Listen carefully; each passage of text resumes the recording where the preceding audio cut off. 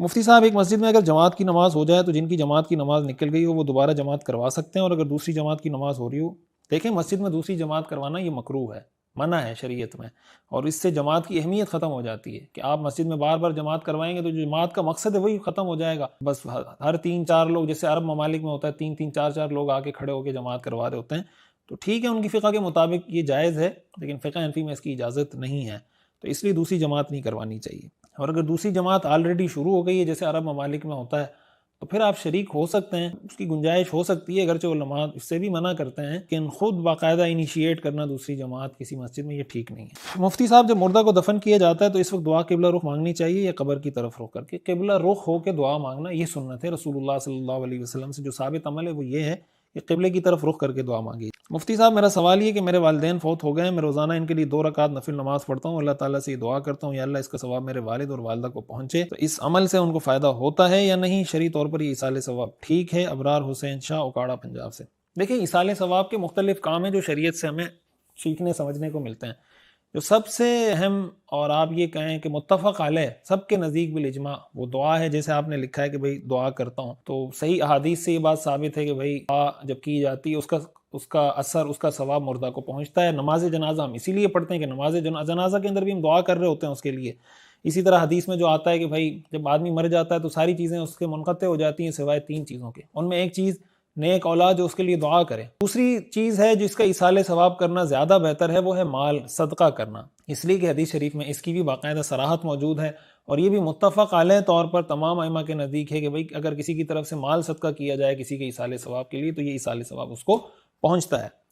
اس کے علاوہ جتنی عبادات ہیں جیسے نماز پڑھ کے ایصال ثواب کرنا، قرآن کی تلاوت کر کے ایصال ثواب کرنا، یہ بھی ٹھیک ہے، لیکن آپ اگر اس کو کیٹیگرائز کریں نا کہ سب سے ٹاپ پر کیا آتا ہے پھر کیا آتا ہے پھر کیا آتا ہے، تو کیٹیگرائزیشن میں یہ ہوگا کہ دعا، پھر مالی صدقہ، اس کے بعد نماز، دعا وغیرہ، تو ان کا ایصال ثواب کرنا بھی جائز ہے۔ ایصال ثواب جیسے آپ نے کہا آپ کا معمول ہے، بہت اچھی بات ہے، آپ روزانہ 2 رکعت پڑھ کے دعا کر کے ایصال ثواب کرتے رہیں، اللہ تعالیٰ آپ کے والدین کی کامل مغفرت فرمائے۔ میرا نام حافظ شہزاد ہے، میں ملٹری میں جاب کرتا ہوں، میری ڈیوٹی بلوچستان میں، جب چھٹی سے واپس آتے ہیں تو ہم نے کراچی میں ایک جگہ رپورٹ کرنا ہوتی ہے، اس کے بعد بلوچستان سیکورٹی کی وجہ سے اکٹھے جانا ہوتا ہے جس کا کوئی پتہ نہیں ہوتا کہ کتنے دن کراچی رکنا پڑ جائے، تو اس صورت میں ہم ڈیوٹی کی جگہ پہنچنے تک قصر نماز پڑھیں گے یا کراچی پہنچ کے قصر ختم ہو جائے گی؟ نہیں، آپ کا اصل شہر کون سا ہے؟ اگر آپ کا اصل شہر کراچی ہے، مجھے سوال سمجھ میں نہیں آیا، اگر آپ کا اصل شہر کراچی ہے اور کراچی آپ آتے ہیں بلوچستان سے، تو جب آپ کراچی آ گئے پھر تو آپ یہاں پر اپنی پوری نماز پڑھیں گے، 1 دن رکنا پڑے یا 2 دن رکنا پڑے۔ کوئی اور سوال ہے تو دوبارہ پوچھ لیں۔ مفتی صاحب اس سوال جواب کے سیشن میں میرے سوال کا جواب دیا تھا آپ نے، میں آپ اور آپ کی ٹیم کا بہت شکر گزار ہوں، ہر ایک چیز واضح کرنا بھول گیا تھا کہ ناپاکی والا گناہ کرنے کے بعد جب اپنے آپ کو پاک کرنا لازم ہو جاتا تھا تو میں غسل تو نہیں پر اپنی وہ جگہ ضرور صاف کر کے وضو کر کے پھر نماز کی ادائیگی کرتا تھا۔ مجھے بس یہ بتا دیں کہ غسل نہیں کی پر جگہ صاف کر کے وضو کر کے جو میں نے نماز پڑھ لیا تھا تو کیا نماز ادا ہو جاتی تھی یا پھر لازمی دہرانا لازمی؟ دیکھیں جب غسل فرض ہو گیا تو پھر وہ وضو سے یا محض جسم سے ناپاکی ہٹا دینے سے نماز جائز نہیں ہو جاتی، تو غسل فرض تھا تو غسل ہونے کے بعد ہی نماز جائز ہوگی، اگر بغیر غسل کے نماز پڑھیے تو وہ نماز دہرانی ہوگی۔ مفتی صاحب یہ عجیب سا سوال ہے، اگر کسی لڑکے کو لڑکوں میں دلچسپی ہو اور کسی لڑکے کو دیکھ کر گندی خواہشیں پیدا ہوں تو کیا کریں، اور کیا جس لڑکے کو یہ بیماری ہو تو اس کا لڑکوں کی طرف دیکھنا گناہ ہے جیسے کہ نامحرم کو دیکھنے سے ہوتا ہے؟ دیکھیں میں اس پر پہلے بہت تفصیلی کلپ ریکارڈ کروا چکا ہوں، آپ اس حوالے سے یوٹیوب پہ جا کے سرچ کر لیں، آپ اس کی ڈیٹیل مل جائیں گی۔ اس کے حوالے سے اپنا علاج بھی کروانا چاہیے اور اس طرح کی ایکٹیویٹیز سے اپنے آپ کو دور رکھنا چاہیے اور اس طرح کی گیدرنگ سے اپنے آپ کو دور رکھنا چاہیے، اس طرح کے لوگوں سے اپنے آپ کو دور رکھنا چاہیے اور کسی اللہ والے سے اصلاحی تعلق قائم کر کے اپنی اس طبیعت کی تبدیلی کی طرف جانا چاہیے، اللہ تعالیٰ سے دعا بھی کرنی چاہیے۔ میں اس پہ بہت تفصیلی ایک دفعہ کلپ ریکارڈ کروا چکا ہوں، تو آپ سن لیں، امید ہے کہ انشاءاللہ اس سے آپ کو فائدہ ہوگا۔ باقی ایسی صورت میں اگر کسی کو یہ بیماری ہے تو ظاہر ہے کہ اس طرح کے لوگوں کے ساتھ رہے گا جس کی وجہ سے اس کی رغبت ہوتی ہے، تو ظاہر ہے اس کے لیے پھر یہ ناجائز ہوگا، اس لیے کہ اس کو گناہ کی طرف لے جانے کا سبب بن رہا ہے۔ امتیاز ابن کلیم السلام علیکم، سوال یہ کہ بغیر میٹر کے بجلی استعمال کرنا کیسا ہے؟ آپ کا کیا مطلب ہے؟ یعنی بعض علاقے ہوتے ہیں جہاں حکومت کی طرف سے یہ ہوتا ہے کہ بھئی آپ اتنے پیسے دے دیے کریں، میٹر وہاں ہوتا ہی نہیں ہے، کچی آبادیاں جیسے ہوتی ہیں،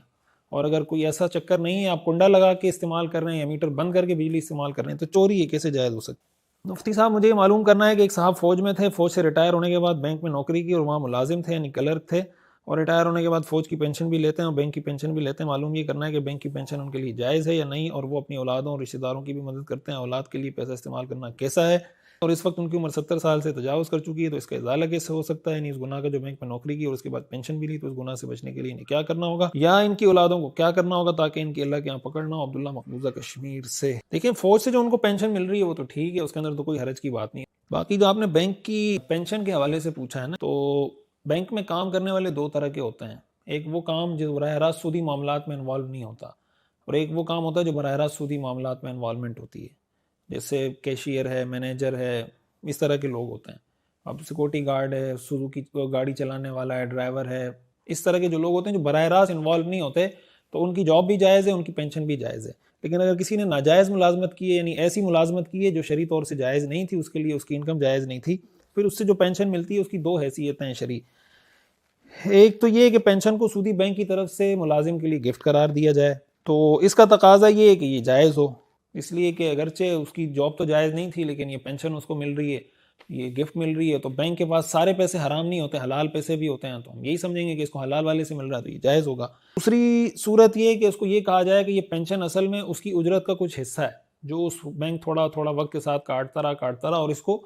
وہ پیسے ابھی ایک ساتھ دے رہا ہے، تو یہ گفٹ نہیں ہے بلکہ اس کی اجرت ہے جو اس کو اس وقت دینی تھی لیکن بینک اب اس کو تھوڑا تھوڑا کر کے دے رہا ہے۔ تو اس لحاظ سے اگر دیکھیں کہ اس کو باقاعدہ قانونی طور پر مطالبے کا حق حاصل ہوتا ہے تو اس کو اجرت قرار دیا جانا چاہیے۔ تو اس لحاظ سے اگر دیکھیں تو ظاہر ہے کہ جب پینشن اس کو جو مل رہی ہے وہ اس کی اجرت کا حصہ ہے، تو ناجائز کام کی اجرت بھی ناجائز ہوتی ہے، تو یہ پینشن بھی گویا اجرت ہی اس کو مل رہی ہے، تو ایسی صورت میں یہ جانب زیادہ راجع معلوم ہوتی ہے، اس لیے اس کو اپنے آپ کو جو بینک کی پینشن ہے اس سے اپنے آپ کو بچانا چاہیے۔ اگر اس کی جاب ناجائز تھی، اور اگر اس کی جاب جائز تھی یا کسی اسلامی بینک میں کام کرتا رہا تو پھر اس کی پینشن بھی جائز ہوگی۔ مفتی صاحب یہ تو درست ہے کہ کسی ایک امام کی تقلید کرنی چاہیے، میرا سوال یہ عوام الناس کی سہولت کی خاطر مفتی صاحبان اگر کسی دوسری فقہ پر فتویٰ دیتے ہیں جبکہ وہ بھی قرآن و حدیث پر مبنی ہے تو یہ عمل تو درست کہلائے گا یا نہیں؟ میری معلومات کے مطابق ایسے فتویٰ بھی موجود ہیں تو اس کے عموم میں کیا حرج ہے؟ دیکھیں ایک امام کی تقلید کرنا یہ لازم ہے۔ یہ جو کہا جاتا ہے کہ تقلید شخصی جائز نہیں ہے، تو تقلید شخصی کی مخالفت اس وجہ سے کی جا رہی ہوتی ہے، بعض اوقات اس کو کوئی شرک قرار دے رہا ہوتا ہے، کوئی کیا بات کر رہا ہوتا ہے۔ کسی بھی امام کو فی ذاتی ہی مطاع نہیں سمجھا جاتا، یعنی کسی امام کی اس وجہ سے تقلید نہیں کی جاتی کہ اس کی شخصیت کو سمجھا جاتا ہے کہ اس کی شخصیت اس قابل ہے کہ اس کی اطاعت کی جائے۔ جیسے رسول اللہ صلی اللہ علیہ وسلم کی اطاعت اللہ کی اطاعت کی وجہ سے، اسی طرح کسی امام کی تقلید اس وجہ سے کہ وہ رسول اللہ صلی اللہ علیہ وسلم کی اطاعت کر رہے ہوتے ہیں، وہ قرآن حدیث کی تشریح کر رہے ہوتے ہیں۔ تو امام جو بات کر رہا ہوتا ہے وہ ایسا نہیں کہ اپنی گھر سے کوئی نیا فلسفہ لا کے پیش کر رہا اور ہم قرآن حدیث کے مقابلے میں امام کی بات مان رہے ہوں۔ یہ الگ بات ہے، اگر آپ کو امام کی بات سمجھ میں نہیں آ رہی تو آپ کی سمجھ میں آنا تو ضروری نہیں ہے امام کی بات یہ کہ ایک عام آدمی کی اتنا کیلیبر ہوتا ہے، اس کی اتنی حیثیت ہوتی ہے علمی اعتبار سے کہ وہ کسی امام کی فقہی مسئلے کو جج کر سکے کہ امام نے یہ مسئلہ قرآن حدیث سے کیسے مستنبط کیا ہے۔ ظاہر ایک عام آدمی کیسے سمجھ سکتا ہے؟ ممکن نہیں ہے، اتنے مشکل پیچیدہ نوعیت کے مسائل ہیں، آپ ذرا سا تھوڑا سا پیچیدہ مسئلہ کسی سے پوچھیں، آپ قرآن حدیث سے براہ راست تو نہیں نکال سکتے، آپ انہی مسائل کو ڈسکس کریں گے جو ائمہ نے نکالے ہیں قرآن حدیث کو سامنے رکھ کر۔ اور جو لوگ یہ کہتے ہیں کہ ہم کسی امام کی تقلید نہیں کرتے، وہ بھی جب ایسے مسائل میں پھنستے ہیں تو کسی امام کی تقلید کر رہے ہوتے ہیں۔ بھائی ہمارے ہاں جو اہل حدیث ہیں ان کے ہاں بھی ہدایہ پڑھائی جاتی ہے، قدوری پڑھائی جاتی ہے، جو فقہ حنفی کی کتابیں ہیں ساری کتابیں پڑھائی جاتی ہیں۔ اب وہ حضرات یہ کہتے ہیں کہ ہم اس لیے پڑھاتے ہیں کہ ہم اس پہ تنقید کریں، تو بھائی اگر آپ تنقید کر رہے ہیں تو اس کا بہتر طریقہ یہ کہ آپ اپنی فقہ مرتب کر لیں، جس طرح قدوری فقہ حنفی کی ہے، متن ہے، ہدایہ ہے، اور جناب شرح وقایہ ہے اور کنز ہے، تو آپ قرآن حدیث کے مطابق اپنی ایک فقہ مدون کر لیں کہ بھائی یہ ہماری کتاب الطہارہ ہے، یہ کتاب الصلاۃ ہے، تو انہی کتابوں سے استفادہ کیا جا رہا ہوتا ہے اور انہی اماموں کو گالیاں دی جا رہی ہوتی، برا بلا کہا جا رہا ہوتا ہے۔ تو یہ عجیب سا ہی طرز عمل ہے۔ میں یہ نہیں کہہ رہا کہ جو اہل حدیث ہے وہ 100% غلط ہے اور سارے حنفی ٹھیک ہیں، میں یہ کہہ رہا ہوں کہ اس طریقے سے جو آپ شرک کا فتویٰ لگا دیتے ہیں اور ناجائز اور حرام اور گناہ کا کام کر رہے ہیں اور آپ رسول اللہ کو نہیں مانتے، امام ابو حنیفہ کو مانتے ہیں، یہ بہت بچوں والی باتیں ہیں۔ یعنی علمی لیول پر اس طرح کی بات کرنا جب ہم سنتے ہیں تو ہمیں عجیب لگتا ہے کہ یار ایک عالم دین یہ گفتگو کیسے کر سکتا ہے۔ تو مذہب غیر پر جیسے آپ نے کہا کہ کسی دوسرے امام کے قول پر بھی مفتی فتویٰ دیتے ہیں، لیکن وہ کسی ایک عام آدمی کا فتویٰ بھی نہیں ہوتا، وہ اجتماعی اجتہاد کے نتیجے میں فتویٰ دیا جاتا ہے۔ یعنی ایک دارالافتاء، پھر دوسرا دارالافتاء، پھر تیسرا دارالافتاء، ملک کے جتنے بڑے بڑے مستند دارالافتاء ہیں وہ آپس میں کسی بات پہ بیٹھ کے سوچیں کہ یار یہ کوئی ایسی چیز ہے جو شریعت جہاں پر ضرورت، حاجت، عرف، تعامل، مصلحت اور اضطرار وغیرہ وغیرہ جن چیزوں کی وجہ سے شریعت کے احکام بدلتے ہیں کہ یہ ایسی صورت بن گئی ہے کہ ہم اس مذہب کے مطابق رہتے ہوئے اگر ہم راجح قول پہ فتویٰ دیں گے تو مسئلہ ہوگا، اس لیے اسی مذہب کے مرجوح قول پہ فتویٰ دے دیں۔ تو بھائی اسی مذہب میں ایک قول راجع ہوتا ہے ایک مرجوع ہوتا ہے، تو مرجوع قول پہ بھی فتویٰ دیا جا سکتا ہے، مذہب غیر پہ بھی فتویٰ دیا جا سکتا ہے. خود فقہائے احناف نے مفقود کے مسئلے میں امام مالک رحمۃ اللہ علیہ کے مسئلے پہ فتویٰ دیا ہے. لیکن یہ فیصلہ کرنا کہ کس کو کیا فتویٰ دینا ہے، کون مذہب غیر پہ فتویٰ دے سکتا ہے، یہ کسی عام آدمی کا کام نہیں ہے، یہ کسی یوٹیوبر کا کام نہیں ہے، یہ مفتیان کرام کا، مستند مفتیان کرام کا کام ہے. وہ یہ کہ سر جوڑ کے بیٹھیں، اس پہ مشورہ کریں اور اجتماعی اجتہاد کے نتیجے میں کوئی فیصلہ کریں. آج دنیا کے اندر اس کے لیے بڑے بڑے پلیٹ فارم بنے ہوئے ہیں، مجمع الفقہ الاسلامی ہے جدہ کا، OIC کا، تو یہ بہت سارے انڈیا کے اندر بنا ہوا ہے، اسلامی فقہ اکیڈمی. اس طرح کے جو پلیٹ فارم ہیں ان کی سطح پہ یہ کام کیا جائے تو ہو سکتا ہے. اور ظاہر ہے کہ وہ جب اس پہ غور کریں گے، جب اجتماعی اجتہاد ہوگا تو اس کا ہر پہلو سامنے آ جائے گا. اگر ایک آدمی اجتہاد کرے گا اس کے سامنے ایک پہلو ہوگا، دوسرا پہلو اس کے سامنے نہیں ہوگا، جس کی وجہ سے اس بات کا امکان، غلطی کا امکان زیادہ ہوگا. لیکن اجتماعی اجتہاد ہوگا تو غلطی کے امکانات اتنے کم ہو جائیں گے. تو اس لیے کسی ایک آدمی کا، کسی ایک مفتی کا کام بھی نہیں ہوتا، اجتماعی سطح پر اس کو کرنا چاہیے اور اس کی فضا بنانی چاہیے. ہندوستان کے اندر اس چیز کی بہت زیادہ ضرورت ہے. آپ کو عرب کے اندر، ہندوستان کے اندر یہ چیزیں مل جائیں گی. حیرت کی بات ہے پاکستان میں ایسا کوئی منظم پلیٹ فارم موجود نہیں ہے جہاں مفتیان کرام، ملک کے مستند دارالافتاء کے حضرات بیٹھ کر کسی قابل تحقیق مسئلے پر غور کر کے کوئی نتیجہ اخذ کر لیں. تو یہ میری گزارش مفتیان کرام سے بھی ہے، دارالافتاء کے حضرات سے بھی ہے کہ ایسا کوئی پلیٹ فارم جیسے پہلے یہاں تھا مجلس تحقیق مسائل حاضرہ، حضرت مفتی رشید احمد صاحب رحمۃ اللہ علیہ، دارالعلوم کراچی کے ہمارے بڑے حضرات، یہ سب اس میں شریک ہوتے تھے. اسی کو ایکٹیو کر دیا جائے، کوئی اور پلیٹ فارم بنا دیا جائے، کوئی اس کے لیے متحرک کردار ادا کرے جو ان حضرات کو اہم اجتہادی مسائل پر، قابل تحقیق مسائل پر جمع کر کے اس پہ بحث، مباحثہ، تحقیق کی طرف لے کر آئیں. تو میرے خیال سے یہ اس کا امت پر، قوم پر بہت بڑا احسان ہوگا. مفتی صاحب ایک گزارش ہے کہ مجزنی اور اس جیسے سوالات کے جوابات ہاں نہ دیا کریں اور نہ ہی سے ہاں سوال لیا کریں، بلکہ کمنٹ میں لکھ دیا کریں کہ سوال کرنے والا اس واٹس ایپ نمبر سوال بھیجے، ہم گھر کی مستورات کے ساتھ بیٹھ کر آپ کا بیان سنتے ہیں. اور آج انتہائی شرمندگی محسوس ہوئی، یہی کام مفتی طارق مسعود صاحب دامت برکاتہم بھی کرتے ہیں. معذرت کہ آپ دونوں کے احساس نہیں کرتے. آپ کو جو تکلیف ہوئی میں اس میں معذرت چاہتا ہوں، لیکن ہمارے پاس چونکہ سوالات ایک ہی اس میں آ رہے ہوتے ہیں نا، سارے سوالات ہم جمع کر کے رکھ دیتے ہیں. کسی نے سوال پوچھا ہے، ظاہر ہے کہ شرعی ضرورت بھی ہوتی ہے. یقیناً آپ کی بات ٹھیک ہے کہ بعض اوقات جو سوالات ہوتے ہیں وہ حیا کے خلاف ہوتے ہیں. ہمیں بھی اچھا نہیں لگتا کہ اس طرح کے سوالات کو ہم ڈسکس کریں، اس لیے کہ حیا کے خلاف ہوتے ہیں. خواتین بھی دیکھ رہی ہوتی ہیں، سوالات جواب کے سیشن سن رہی ہوتی ہیں، جیسے آپ نے لکھا ہے فیملی کے ساتھ لوگ دیکھ رہے ہوتے ہیں. تو اب اگر اس کو ہم اس پر لائیں کہ بھائی آپ واٹس ایپ پہ پوچھیں، واٹس ایپ پہ جو پہلے ہم نے ایک نمبر دیا ہوا اس پہ اتنا ایک اس کی سوالات کی بھرمار ہوتی ہے کہ سمجھ نہیں آتا کہ یار کس کو جواب دیں، کس کو چھوڑیں. اور پھر یہ ایسا مسئلہ ہے کہ جو عمومی نوعیت کا ہے، ظاہر ہے کہ نوجوانوں کے لیے ایک عمومی نوعیت کا مسئلہ ہے، تو باوجود اس کے کہ حیا کے خلاف بھی ہے اور دل بھی نہیں چاہ رہا ہوتا، تو اس وجہ سے جواب دینا پڑتا ہے. تو کہ بھائی ایک دینی رہنمائی تو چاہیے نا. حدیث شریف میں آتا ہے نا کہ رسول اللہ صلی اللہ علیہ وسلم کے پاس خواتین آتی تھیں تو بعض اوقات وہ ایسا سوال کرتی تھیں جو حیا کے خلاف ہوتا تھا، عام خواتین بھی اس سے جھجکتی تھیں،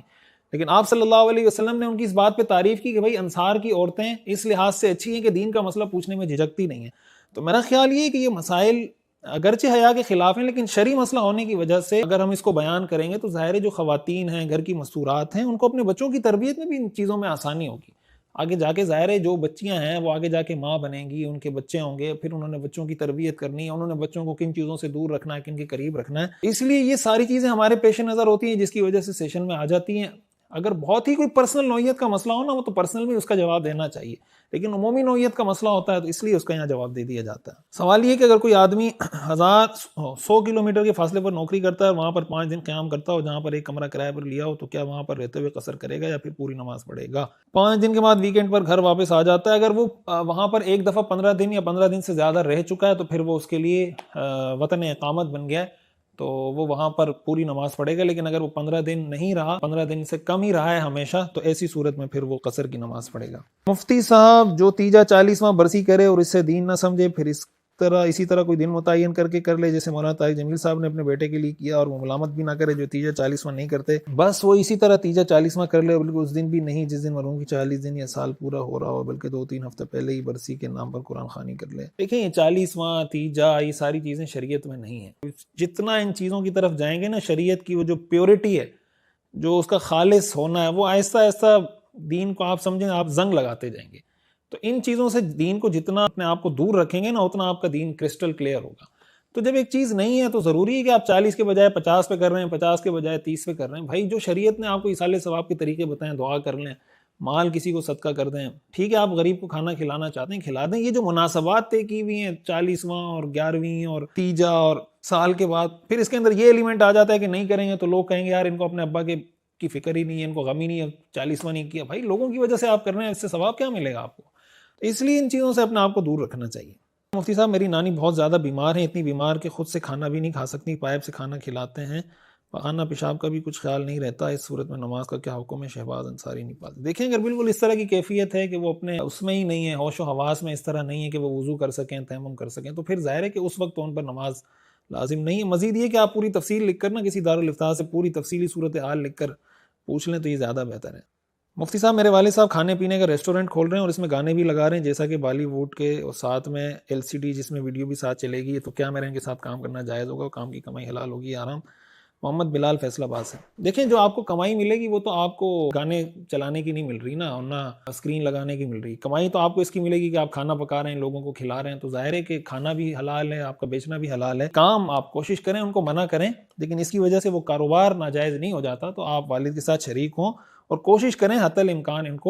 کو اس طرف لائیں کہ بھائی یہ چیزیں نہیں ہونی چاہیے۔ بہرحال اس سے انکم حرام نہیں ہوتی، یہ کام ناجائز ہے، اس طرح ڈانس گانا باجے بجانا یہ سارے کام جائز نہیں ہیں۔ مفتی صاحب ایک بچی کو پیدائش کے چند دنوں بعد میری بہن نے لیپالک بنایا تھا، اب لڑکی بالغ ہو چکی ہے اور اس کے نکاح کا پروگرام ہے، لڑکی رشتے پر راضی ہے، اب سوال یہ کہ لڑکی کے اصل والد سے اجازت ضروری ہے کیا؟ حال یہ ہے کہ لڑکی کے اصل والد اور والدہ کے درمیان پہلے سے طلاق کے ذریعے جدائی ہو چکی ہے۔ دیکھیں نکاح تو اگر لڑکی اپنی رضامندی سے بھی کر لے تو نکاح اس کا ہو جائے گا، اس سینس میں تو ضروری نہیں ہے کہ لڑکی کا اگر نکاح کرے گی تو نکاح نہیں ہوگا، لیکن بہرحال ان کے والد سے اجازت لے لیں تو ان کا دل بڑا ہو جائے گا، ان کو خوشی ہو جائے گی، تو ان سے ضرور اجازت لینی چاہیے۔ مفتی صاحب اگر کسی نے بیت اللہ کے 7 چکر نفلی طواف کی نیت کی اور ایک چکر کے بعد کسی وجہ سے طواف روک دیا تو کیا اس کا گناہ ہوگا اور اس کا کیا کفارہ ادا کرنا؟ نفلی طواف کے تو کتنے بھی 2 چکر بھی لگا سکتے ہیں، 1 بھی لگا سکتے ہیں، نفلی طواف میں تو 7 چکر پورے کرنا ضروری نہیں ہوتا۔ آٹا گوندنے کے بعد ہاتھوں کے بالوں پر آٹے کے چھوٹے چھوٹے ذرات لگ جاتے ہیں، اچھی طرح دھونے کے بعد بھی کچھ نہ کچھ ذرات باقی رہ جاتے ہیں جو بالکل چھوٹے چھوٹے ہوتے ہیں، جو کہ بعض دفعہ نماز کے بعد نظر آتے ہیں، تو کیا اسی صورت میں وضو ہو جاتا ہے؟ دیکھیں اگر وہ پانی نہیں پہنچ رہا اس کی وجہ سے نیچے بالوں تک یا جیل تک، پھر نماز نہیں ہوگی، اگر پانی پہنچ گیا تو اسی صورت میں نماز ہو جائے گی۔ نسوار کا کاروبار کرنا کیسا ہے؟ جائز ہے بھائی۔ مفتی صاحب میرا سوال یہ ایسی کمپنی میں کام کرنا کیسا ہے جس میں داڑھی رکھنے کی اجازت نہ ہو؟ جو لوگ ایسی کمپنیز میں کام کرتے ہیں کیا ان کی آمدن حلال ہے؟ دیکھیں اس طرح تو کام کرنا جائز نہیں ہے، لیکن ایسی کمپنی کو فوراً چھوڑنا نہیں چاہیے۔ اس کا حل یہ ہے کہ آپ پہلے اپنے لیے کمپنی تلاش کریں، جاب تلاش کریں، جب جاب مل جائے پھر ایسی کمپنی چھوڑ دیں، لیکن پہلے کمپنی چھوڑ کر بعد میں جاب تلاش نہ کریں۔ مفتی صاحب کوئی بھی سرکاری محکمہ پاکستان میں خصوصاً پنجاب میں جائز کام بھی بغیر چائے پانی یعنی رشوت کے نہیں کرتے، تو اس معاملے میں کسی سرکاری بندے کو کسی جائز کام کے لیے پیسے دینا رشوت تصور کیا جائے گا، اور اگر بندہ پیسہ نہ دے تو ساتھ جائز کام بھی نہیں کر پاتے، اور اگر بندہ پیسہ دے تو جہنم کا مستحق ٹھہرتا ہے، صورتحال میں بندہ کون سا راستہ اختیار کرے؟ دیکھیں ہمارے ہاں افسوس کی بات ہے کہ جس طریقے سے رشوت ستانی عام ہو گئی ہے، بعض اوقات ایسی صورت ہوتی ہے کہ آدمی رشوت سے بچنا چاہتے ہوئے بھی نہیں بچ سکتا، یعنی ایسا ماحول بنا دیا گیا، ایسی صورتحال کریٹ کر دی گئی ہے کہ آدمی چاہتا ہے کہ میں رشوت نہ لوں، لیکن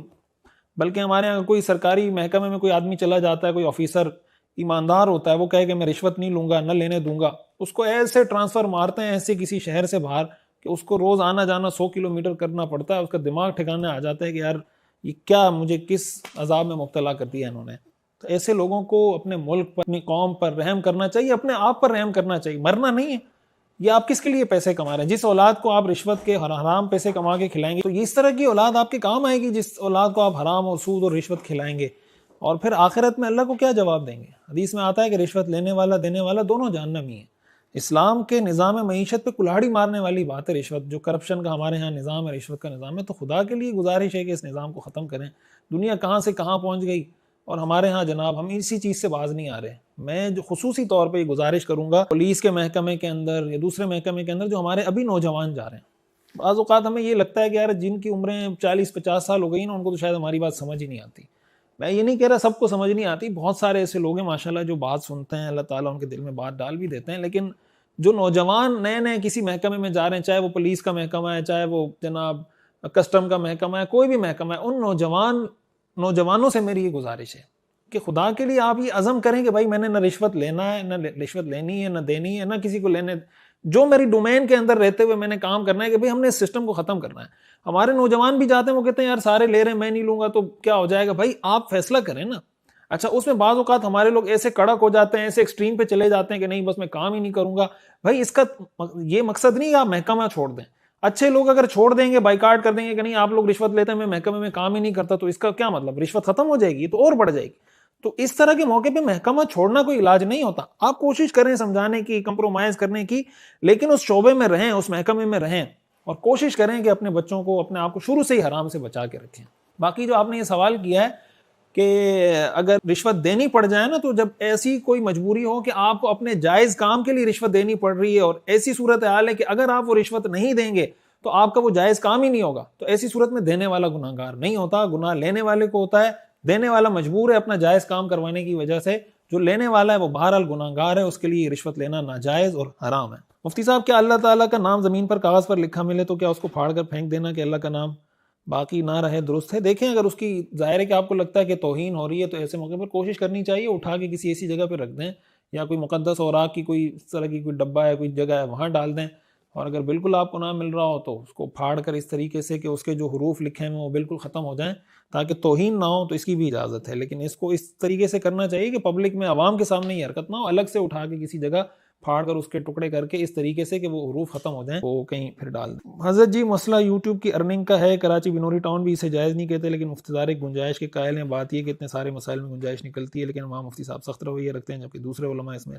گنجائش دیتے ہیں۔ لیکن یہاں یوٹیوب کے ارننگ کے معاملے میں مفتی طارق مسعود صاحب کہتے ہیں کہ آج کے دور میں لوگوں کو گنجائش دینی چاہیے۔ دیکھیں، یہ عام لوگوں کے کرنے کا فیصلہ نہیں ہوتا۔ آپ کو اگر بنوری ٹاؤن کے حضرات کے فتوے پر اعتماد ہے، آپ ان کے فتوے پر عمل کریں، آپ کو کوئی منع تو نہیں کر رہا۔ یہ مفتی صاحبان جو اس طرح کا فتویٰ دے رہے ہوتے ہیں، یہ اپنی جیب سے فتویٰ نہیں نکال رہے ہوتے کہ بھائی شریعت خود بنا رہے ہیں کہ اپنے لیے۔ مجھے یہ سمجھ نہیں آتی کہ لوگ مطلب یہ سوچ کیسے لیتے ہیں کہ یار ایک آدمی کسی حرام کو اپنے دنیاوی مفاد کی وجہ سے حلال قرار دے دے گا۔ دیکھیں، ایک عالم سے آپ اس چیز کی توقع تو کر سکتے ہیں کہ وہ کوئی حرام کام کرے۔ مثلا مثال کے طور پر ایک عالم ہے نماز نہیں پڑھ رہا، ایک عالم ہے سود کھا رہا ہے، ایک عالم ہے رشوت لے رہا ہے، ایک عالم ہے جھوٹ بول رہا ہے۔ کوئی بھی گناہ کا کام کسی عالم سے ہو سکتا ہے، ظاہر انسان ہے، لیکن کسی مستند عالم دین سے آپ اس بات کی توقع نہ رکھیں کہ وہ کسی حرام کو حلال فتوے کے طور پہ بتائے گا کہ یہ حرام حلال ہے۔ یہ کوئی نہیں کرتا۔ یہ بہت بڑی جرت کی بات ہے بھائی۔ کون اپنے سر اتنا بڑا برڈن لے سکتا ہے کہ ساری دنیا کے حرام کام اپنے سر لے لے کہ بھائی ان سب کے لیے تو حلال ہو گیا، جہنم میں جا کے وہ خود جلے گا؟ یہ کوئی مذاق نہیں ہے۔ اس چیز کا خیال رکھنا چاہیے کہ مستند عالم دین اگر ہے تو گناہ تو کسی سے بھی ہو سکتا ہے اس کی نماز چھوٹ جائے، ہو سکتا ہے کوئی گناہ ہو جائے، لیکن وہ حرام کو حلال کر دے یا حلال کو حرام کر دے اپنے دنیاوی فائدے کے لیے، کبھی بھی نہیں کر سکتا وہ۔ اس لیے آپ کو کوئی چیز سمجھ میں نہیں آ رہی نا، تو آپ کو سمجھ میں نہ آنے کا مطلب وہ چیز حرام ہوگی، آپ کو سمجھ میں آئے گی تو حلال ہوگی۔ آپ کی سمجھدانی معیار ہے شریعت کا، یا جو فقہا مفتیان کرام پیچھے بیٹھ کے اس کو ڈسکس کر رہے ہوتے ہیں، اس کے ہر پہلو کو دیکھ رہے ہوتے ہیں۔ ہمارے ہاں لوگوں کا یہ مزاج ہے کہ مجھے سمجھ نہیں آ رہا تو حرام ہے، تو جو چیز آپ کو سمجھ میں آئے گی وہ حلال ہے، جو چیز آپ کو سمجھ میں نہیں آئے گی وہ حرام ہے۔ تو اپنا ایک نیا فرقہ کوئی لانچ کر دیں کہ بھائی فلاں فرقہ ہے میرا، اور میں اپنے فرقے کا میرا ٹائٹل یہ کہ جو میری سمجھ میں آئے، سمجھیا فرقہ اس کا نام رکھ دیں، میری سمجھیا فرقہ۔ اس لیے اس طریقے سے مفتیان کرام کو ٹانٹ کرنا، عوام کی طرف سے یہ کہنا کہ بھائی حرام کو حلال کر دیا، بینکنگ کا مسئلہ ہے، لوگ دیکھیں علماء کا اختلاف ہے نا، علماء اختلاف کر سکتے ہیں، لیکن اب عام آدمی مفتی تقی صاحب کو کہے کہ آپ نے سود کو حلال کر دیا ہے اور آپ نے جناب شراب پہ زمزم کا لیبل لگا دیا، ایک عام آدمی کا کیا تک بنتا ہے، کیا لیول ہے اس کا کہ وہ ان کو یہ کہہ رہا ہے؟ تو وہ پاگل ہیں کہ اگر وہ اسلامی بینکنگ کو جائز قرار دے رہے ہیں اور ساری دنیا وہ آپ اس کو سود سمجھ رہے ہیں، وہ سود کھا رہی ہے اور وہ کہہ ہاں ٹھیک ہے یہ سود کھایا اور جہنم میں ان کی جگہ جلوں گا، ایسا بیوقوف دنیا میں کوئی دیکھا ہے آپ نے؟ آپ یہ کام نہیں کر سکتے تو ایک عالم دین ایک مفتی کیوں کرے گا اپنی دنیا کے کام کے لیے؟ تو اس لیے یوٹیوب کی جو ارننگ ہے اس کو علی الاطلاق میں خود بھی اس کو ناجائز نہیں سمجھتا۔ میں نے اس پہ بہت تحقیق کی، میں نے بلکہ اس کے بارے میں کلپ ریکارڈ کروایا، ایک عرصے تک یہ میرا موقف رہا ہے، تو میرا کلپ میں نے ریکارڈ کروایا کہ اس کی ارننگ جائز نہیں ہے۔ لیکن پھر جب اس کی ہم نے تحقیق کی، مزید تفصیل میں گئے، ساری دقت کے اندر، باریکیوں کے اندر گئے، تو ہمارے سامنے چیزیں واضح ہوئی کہ ہم اس کو ناجائز قرار نہیں دے سکتے۔ کوئی کہتا ہے بھائی میں نہیں کمانا چاہتا، تو ہم یہ تو نہیں کہہ رہے کہ یوٹیوب کی ارننگ کوئی بہت ہی کوئی اچھی چیز ہے اور آپ کو ضرور حاصل کرنی چاہیے اور بس نہیں کریں گے تو کوئی جہنم میں چلے جائیں گے۔ لیکن کسی جائز چیز کو جس حد تک جائز ہے، مفتی کا کام ہے وہ کہے اس حد تک جائز ہے، اس حد تک ناجائز ہے، یہ جائز ہے، یہ ناجائز ہے، وہ شرعی حدود بتا دے۔ کوئی کرنا چاہتا ہے صد بسم اللہ، نہیں کرنا چاہتا سبحان اللہ، لیکن اگر کوئی کر رہا ہے اور وہ آپ کو شرعی حدود کے اور شرعی تقاضوں کے مطابق فقہ کی روشنی میں بتا رہا ہے، اب وہ کہتے ہیں بھائی اس پہ اشتہار آ رہا ہے، جب ناجائز اشتہار آ رہا ہے تو اس کی ارننگ کیسے جائز ہو جائے گی؟ آپ لکس صابن لیتے ہیں نا، آپ بہت سارے صابن شیمپو خرید رہے ہوتے ہیں، اس پہ تصویریں ہوتی ہیں یا نہیں ہوتی؟ تو یہ مجھے بتائیں کہ جو تصویر جو دکاندار ہے، وہ جو صابن بیچ رہا ہے، شیمپو بیچ رہا ہے، یہ تصویر بیچنے کا گناہ اس کو ہوگا یا لینے والے کو ہوگا؟ ظاہر ہے نہ بیچنے والے کو گناہ ہے نہ خریدنے والے کو گناہ ہے، تو تصویر تو پرنٹڈ ہے، یہ تو حرام ہے، تو کیسے جائز ہوگی؟ تو آپ کہیں گے کہ یہ تو مقصد نہیں ہے، اصل تو صابن ہے، تو بھائی اس کے اندر بھی اصل اس نے جو اشتہارات کی اجازت دی، اس نے تو یہ کہا ہے کہ آپ اس پہ صابن کا اشتہار چلا سکتے ہیں، اس نے یہ تھوڑی کہا ہے کہ لڑکیاں نچائیں اس پر۔ اس لیے کہ جو یوٹیوب کی ارننگ کو جائز قرار دیا جاتا ہے اس کی لیمیٹیشن ہے کہ بھائی جتنے ناجائز پروڈکٹ ہیں ان کے اشتہارات کو آپ بند کر دیں، ناجائز پروڈکٹ کے جیسے شراب ہے وغیرہ وغیرہ وہ تو چل ہی نہیں سکتا. جائز پروڈکٹ کے اشتہار کی آپ اجازت دیں. کپڑے کا اشتہار ہے, خوشبو کا اشتہار ہے, پرفیوم کا اشتہار ہے, کتابوں کا اشتہار ہے, ویب سائٹ کا اشتہار ہے, یہ اشتہارات آپ اس پہ چلا سکتے ہیں. اس کے اندر اگر کوئی صابن کا اشتہار چلاتے ہوئے لڑکی نچا رہا ہے, شیمپو کا اشتہار چلاتے ہوئے لڑکیوں کی تصویریں میوزک لگا رہا ہے, تو یہ اس کا ہیڈ ایک ہے, اس چینل والے کا ہیڈ ایک نہیں ہے. اس نے تو جائز پروڈکٹ کے اشتہارات چلانے کی اجازت دی تھی. تو اس لیے علی الاطلاق اس کو یہ کہہ دینا کہ بالکل ناجائز ہے صرف اس لیے کہ میری سمجھ میں نہیں آ رہا, یہ طرز عمل ٹھیک نہیں ہے. اور یہ کمنٹ شاید اس پہ کیا ہوگا جو مفتی طارق مسعود صاحب کے ویلاگ کے حوالے سے میں نے کہا تھا کہ بھئی وہ اپنے پیسے کے لیے کر رہے ہیں. تو اپنے پیسے کے لیے کوئی یہ تو کہہ سکتا ہے کہ بھئی حرام کام ہے لیکن میں کر رہا ہوں, کوئی مفتی یہ کہہ سکتا ہے, لیکن یہ نہیں کہہ سکتا کہ یہ حرام سب کے لیے حلال ہے. یہ بہت بڑی ضرورت کی بات ہے.